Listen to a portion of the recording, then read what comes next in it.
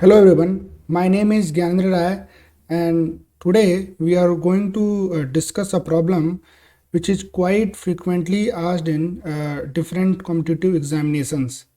We'll try to understand how to approach these kind of questions. So let us start. In this question we are given a particle shows distance time curve as given in this figure. The maximum instantaneous velocity of the particle is around the point. So here we are given a distance. This axis tells us about the distance और जो ये वाला axis है ये हमें बताता है time के बारे में। ठीक है, तो एक डिस्टेंस टाइम प्लॉट हमें दिया हुआ है और हमसे ये पूछ रहा है कि हमें ये बताना है कि ए बी सी और डी पॉइंट में किस पॉइंट पे जो हमारा पार्टिकल है उसका वेलोसिटी सबसे ज़्यादा होगा। तो देखते हैं इसको कैसे सॉल्व करना होता है। सबसे पहले क्या करना होता है इस ऐसे क्वेश्चंस में कि आप देखिए कि ये प्लॉट किसका वर्सेस किसका है। ठीक है, यानी हमारा वाई एक्सिस पे किस क्वांटिटी को रखा गया है और हमारे एक्स एक्सिस पे किस क्वांटिटी को रखा गया है। तो यहाँ पे अगर देखेंगे तो हमें कितना यहाँ पे दिया हुआ है डिस्टेंस, ठीक है, और यहाँ पे दिया हुआ है टाइम। ठीक है, अब एक होता है स्लोप का कॉन्सेप्ट कि किसी भी कर्व के बारे में अगर हमें कुछ क्रूशियल इंफॉर्मेशन निकालने हैं तो हमें सबसे पहले देखना होता है कि जो गिवन कर्व है उसका स्लोप हमें क्या बता रहा है, उसका स्लोप किस तरह से डिफाइन मतलब हो रहा है। ठीक है, तो अभी इसमें अगर हम स्लोप देखेंगे तो स्लोप एक्चुअली क्या होता है, स्लोप होता है, स्लोप को आप ले सकते हैं जो वाई एक्सिस पे जो क्वांटिटी है और डिवाइडेड बाई जो एक्स एक्सिस पे क्वांटिटी है। तो इस वाले जो हमारा जो दिया हुआ प्रॉब्लम है इसमें अगर आप देखेंगे तो ऊपर में क्या है, हमारा ऊपर में वाई एक्सिस पे डिस्टेंस दिया हुआ है। ठीक है, और नीचे हमारा टाइम दिया हुआ है। तो अगर डिस्टेंस को टाइम से डिवाइड करते हैं तो हमें क्या मिलता है, वेलोसिटी मिलता है या स्पीड मिलता है। तो इसका मतलब कि जो हमारा गिवन कर्व है ये वाला, इसका जो स्लोप अगर हम निकालेंगे तो वो हमें बताएगा स्पीड के बारे में। और इस क्वेश्चन में भी आप देखिए तो क्या बोला है, स्पीड, यानी आप रफली आप लेके चल सकते हैं इस प्रॉब्लम में, स्पीड वेलोसिटी को आप इंटरचेंजेबली आप यूज कर सकते हैं। तो इस प्रॉब्लम में भी हमें वेलोसिटी के बारे में ही पूछ रहा है। ठीक है, तो अब देखिए, अब एक बार हमें पता चल गया कि हमें इस कर्व में जब भी हम स्लोप निकालेंगे जो कि डिस्टेंस से टाइम प्लॉट होगा तो हमेशा हमें स्पीड मिलेगा। ठीक है, जो स्लोप आएगा। तो अभी हमारा कर्व कुछ ऐसा है, कुछ ऐसा है। ठीक है, ऐसे करके ऐसे आ रहा है। हमारा ए पॉइंट यहाँ पे है, बी पॉइंट यहाँ पे है, सी पॉइंट कुछ यहाँ पे है और डी पॉइंट कुछ यहाँ पे दिया हुआ है। तो हम क्या करते हैं ना, तीनों पे स्लोप देखते हैं और इसमें एग्जैक्ट हमें न्यूमेरिकल वैल्यू नहीं देखना होगा, एक इंस्पेक्शन से आपको मोटा मोटी बताना होगा कि हाँ किसका स्लोप ज़्यादा दिख रहा है। जिसका स्लोप ज़्यादा दिखेगा ऑब्वियसली, अगर स्लोप इस कर्व में स्पीड को रिप्रेजेंट कर रहा है या इंस्टेंटेनियस वेलोसिटी को रिप्रेजेंट कर रहा है, तो जिस पॉइंट पे हमें स्लोप ज़्यादा मिलेगा वहाँ पे हम बोल सकते हैं कि हमारी वेलोसिटी भी ज़्यादा होगी। तो सबसे पहले ये जो हमारा ए पॉइंट दिया हुआ है यहाँ पे हम स्लोप एक खींचते हैं। ठीक है, तो यहाँ पे मिला हमारा ये स्लोप हो गया। स्लोप कैसे देते हैं, अगर ये स्लोप में क्या, कोई भी अगर कर्व ऐसे दिया हुआ है तो अगर हमें स्लोप किसी पॉइंट पे निकालना है तो अ,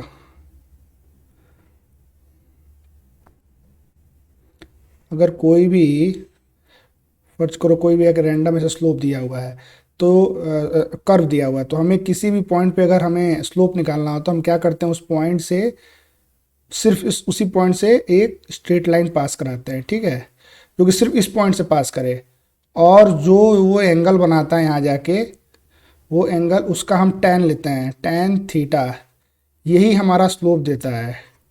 और हमारा जो कर्व दिया हुआ है उस केस में यही जो हमारी क्या बनेगी, इंस्टेंटेनियस वेलोसिटी। ठीक है, तो हमने यहाँ पे एक ले लिया। ठीक है, यहाँ पे मान लो थीटा वन एंगल बना रहा है। अब यहाँ पे एक स्लोप खींचने की कोशिश करते हैं तो इस पॉइंट पे जो स्लोप जाएगा वो कुछ ऐसा जाएगा, कुछ ऐसा जाएगा, तो ये बनेगा थीटा 2। ठीक है।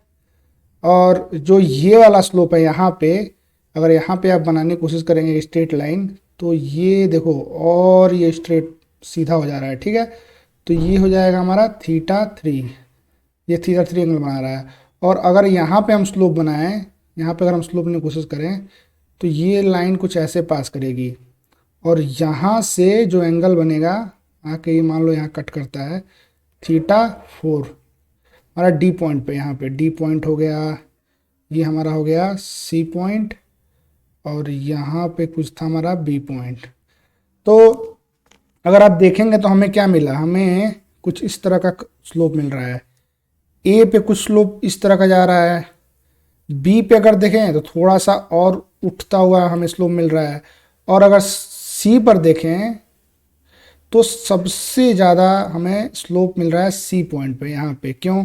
क्योंकि जो थीटा 3 एंगल है वो थीटा 2 से बड़ा है, और थीटा 2 क्या है, थीटा 1 से बड़ा है। और डी पे अगर देखेंगे तो डी डी के पास जो स्लोप आ रहा है वो कुछ फ्लैट हो जा रहा है, कुछ इस तरह से। और ये जो एंगल आएगा जो यहाँ कट करेगा जाके डिस्टेंस वाली एक्सिस को, ये बनाएगा थीटा 4। तो ये एंगल भी कम है, मतलब सबसे बड़ा इंस्पेक्शन से अगर हम देखें तो थीटा 3 एंगल इस सबसे बड़ा है। ठीक है। ये सबसे ज़्यादा यानी मैक्सिमम है ये। तो थीटा 3 हमने कहाँ पे लिया है, हमने थीटा 3 लिया है सी पे, यानी यहाँ पे लिया हुआ है। ठीक है। तो इससे हमें ये पता चला कि जो सी पे जो हमारा स्लोप है by inspection it is coming out to be the maximum. तो अगर ये मैक्सिमम हो गया, इसका मतलब क्या हुआ कि स्लोप ही हमारा यहाँ पे स्पीड रिप्रेजेंट कर रहा है या इंस्टेंटेनियस वेलोसिटी को रिप्रेजेंट कर रहा है। तो यानी सी पॉइंट पे हमको सबसे ज़्यादा इंस्टेंटेनियस वेलोसिटी मिलेगी। तो अगर ऑप्शन में देखें तो ए में बी दिया हुआ है, और जो हमारा ऑप्शन बी उसमें सी दिया हुआ है, तो ये हमारा ये जो है वो हमारा करेक्ट आंसर होगा। This is one more question which really test your aptitude, और ये थोड़ा सा ट्रिकी है। अगर इसमें आप थोड़ा ध्यान देकर नहीं बनाएं तो ये क्वेश्चन बहुत लोगों से गलत हो सकता है। तो देखते हैं कि इसमें क्या पूछ रहा है। The water drop falls at regular intervals from a tap 5 meters above the ground. The drop is leaving the tap at an instant when the first drop touches the ground. How far above the ground is the second drop at that instant? तो इसको थोड़ा समझते हैं ये पूछना क्या चाहता है। इसमें ये बोल रहा है कि हमारे पास एक टैप दिया हुआ है, ठीक है, और इसमें से लगातार पानी के ड्रॉपलेट्स नीचे गिर रहे हैं, ठीक है, और जो ग्राउंड है वो इस टैप से 5 मीटर नीचे पे है, यानी टैप जो है वो ग्राउंड से 5 मीटर ऊपर है। तो अब ये बोल रहा है कि जो जो हमारे इसमें से ड्रॉपलेट्स हैं वो रेगुलर इंटरवल ऑफ टाइम पे निकलते जा रहे हैं। तो देखते हैं t = 0 पे हमारा पहला ड्रॉपलेट निकलता है और वो ट्रैवल करता हुआ आके ग्राउंड को हिट करता है एट सर्टेन टाइम t। ठीक है। अब ये क्या कह रहा है कि जितनी देर में ये पहला ड्रॉपलेट जो हमारा ये ड्रॉपलेट नंबर 1 वो जब ग्राउंड को हिट करेगा उसी बीच 2 ड्रॉपलेट्स टैप से और निकलेंगे, ठीक है। तो उसमें से वो ये कह रहा है कि जो हमारा जो 2 ड्रॉपलेट और निकलेंगे तो उसमें से जो तीसरा ड्रॉपलेट होगा, पहले एक ड्रॉपलेट निकलेगा, फिर सेकंड निकलेगा, फिर थर्ड निकलेगा। तो जो थर्ड ड्रॉपलेट है वो बोल रहा है कि वो अभी जस्ट टैप से निकल रहा है, और दूसरा जो ड्रॉपलेट है वो कहीं बीच में होगा।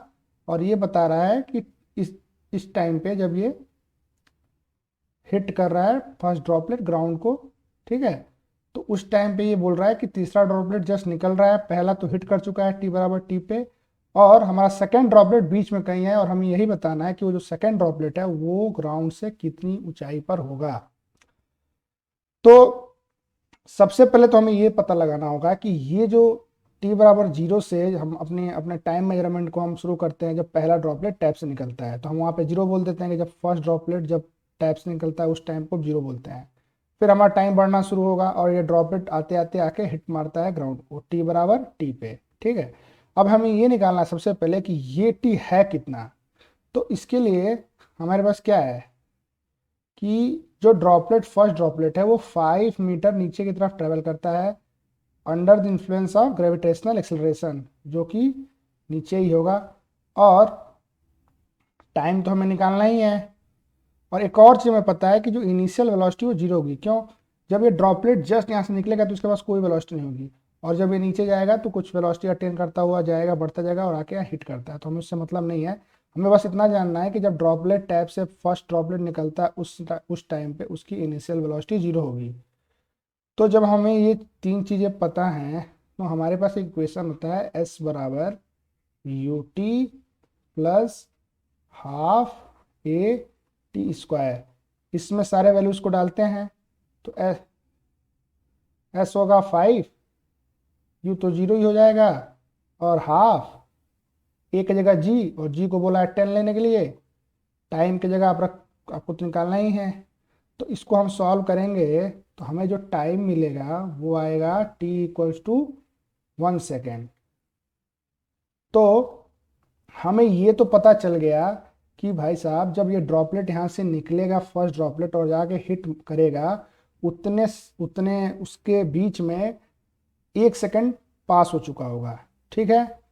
तो अब ये बताओ कि अगर हमारे पास कुछ ऐसा कंडीशन दिया हुआ है कि t बराबर 0 पे एक ड्रॉपलेट निकलता है और t बराबर जब तक 1 सेकेंड होता है वो आके ऐसे यहाँ पे मान लो ग्राउंड को हिट करके यहाँ पे बैठ जाता है, जस्ट यहाँ पे टच करता है फर्स्ट ड्रॉपलेट, और थर्ड ड्रॉपलेट बोल रहा है कुछ यहीं पे अभी टैप से निकल ही रहा है।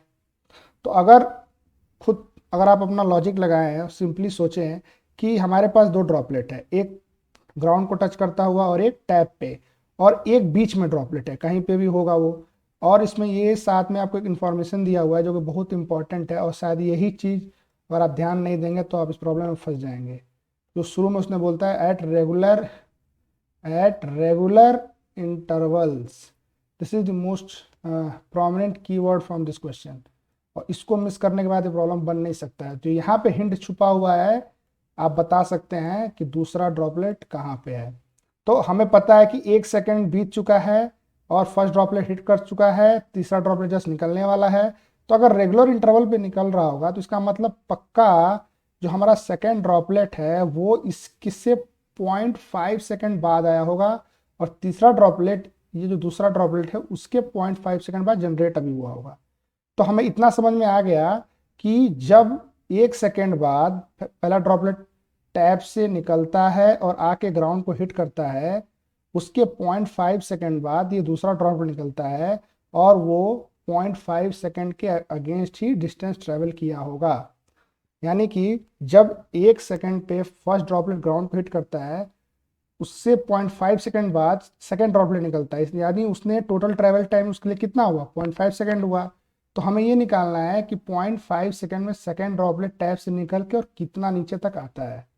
अब ये प्रॉब्लम सिंपल हो गया कि हमें पता चल गया कि सेकेंड ड्रॉपलेट जनरेट होके और कहाँ तक ट्रेवल, जब फर्स्ट ड्रॉपलेट ग्राउंड को हिट करता है उस टाइम तक सेकेंड ड्रॉपलेट कहाँ तक ट्रेवल करता है, उसको निकालने के लिए हमें क्या करना होगा? हमें पता है कि जो सेकेंड ड्रॉपलेट है वो भी 0.5 सेकेंड ही ट्रेवल किया होगा, क्योंकि उसको बीच मतलब फर्स्ट ड्रॉपलेट और सेकेंड ड्रॉपलेट के टाइम के रिस्पेक्ट में बीच में रहना है, तो 0.5 सेकेंड पीछे होगा और तीसरा 0.5 सेकेंड और पीछे होगा।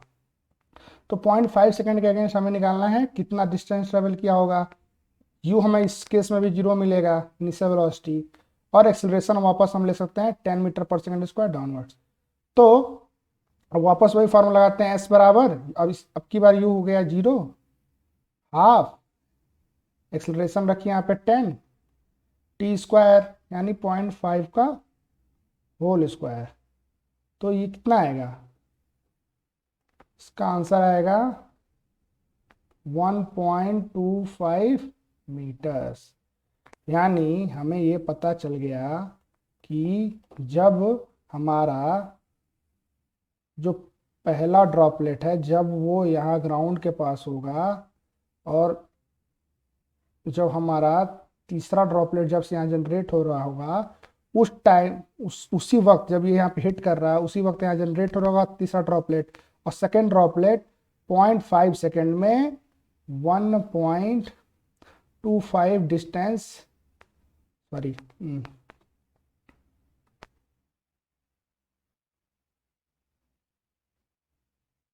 1.25 मीटर नीचे आ चुका होगा, मतलब हमारा ड्रॉपलेट सेकंड वाला कहीं यहाँ होगा। और हमें ये पता है कि ये जो टोटल हाइट है ग्राउंड से, ये है हमारी 5 मीटर। तो अगर ये 5 मीटर है तो रिमेनिंग डिस्टेंस कितना हुआ, 5 में से 1.25 घटाइएगा तो आएगा 3.75 metre. And this is your answer. The second droplet will B